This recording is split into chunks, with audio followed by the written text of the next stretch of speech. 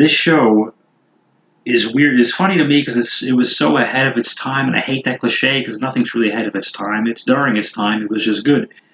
But the progressiveness, I guess, or the wokeness, or I don't know what word you would want to use, but there's an episode, it's on Netflix right now. You can watch it. Season 1, episode 16. Cheers is in danger, according to the patrons, of the regular patrons, Cheers is in danger of becoming a gay bar. And Sam, who you expect to be, like, he's a super macho, babe hound kind of a guy. You expect him to go, oh, no way, I don't want my bar being a gay bar. I like the women and blah, blah, blah, blah. He actually doesn't care one way or another. But the problem is, his regulars are his business.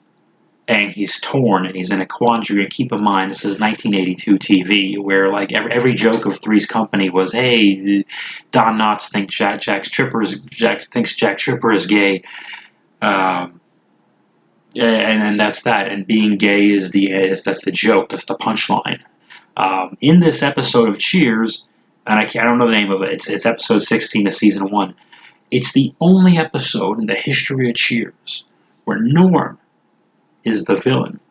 It's the only time he's not likable. He's the lovable loser kind of mascot guy on off to the side in every episode of Cheers that he's in, which I think is all of them. I think Ted Danson's the only one who's in all of them, but whatever.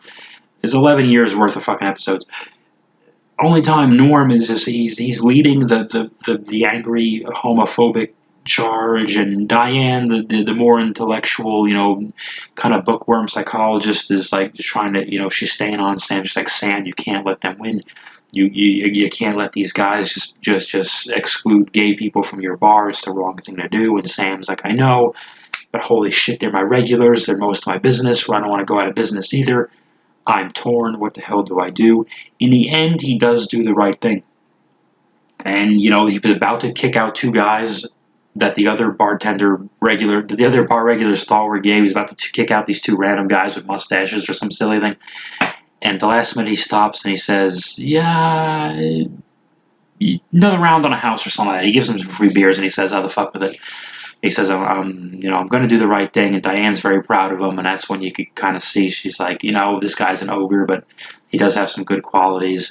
And the other patrons just have to accept it.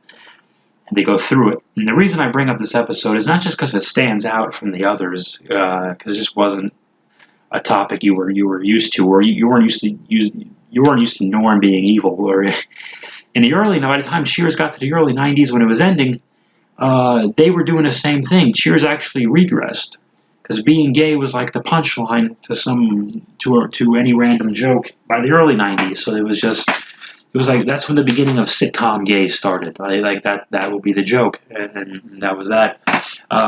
So much of it, though, is so smart and holds up.